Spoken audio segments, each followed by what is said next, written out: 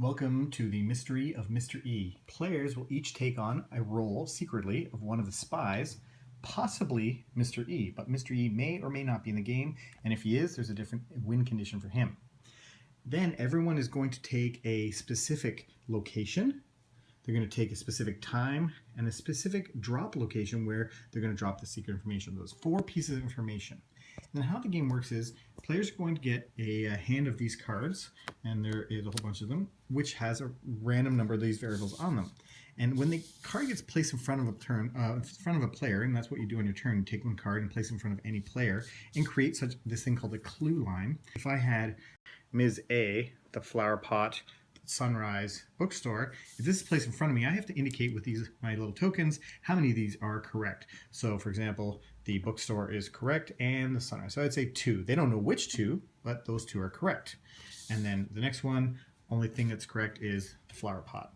And so people try to start deducing who is correct and who isn't. Now, that's all well and good, except for there are some other ones. Not only are there a bookstore, but there are other ones like beside the bookstore. So cards placed beside the bookstore, or after Sunrise. Cards placed after Sunrise. So if this was the actual player's cards, then this one would only be 1 because it would just be Sunrise.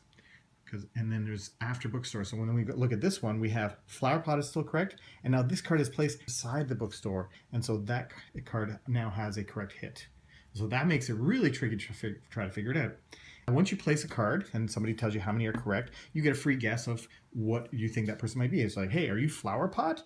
And if you are flower pot, you put that card out so everybody can see it, and they put one of their tokens on that, indicating that they're going to get a point at the end of the game.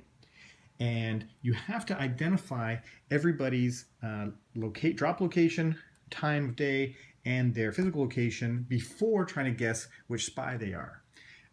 Because Mr. E, if he's in the game, how he wins is that if half of the players have been identified by their spies have been identified, half the players have been identified, and Mr. E is in the game but he has yet to be identified, that player wins immediately.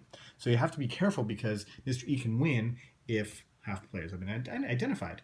And how do you find out who Mr. E is? Well, the thing is, Mr. E, when he's playing, he has to lie. Every single time somebody puts a card in front of him, he has to lie and put a different number of cubes out here than is correct. And so through that, you can deduce who is Mr. E, or even if Mr. E is in the game. And therein lies the mystery of Mr. E.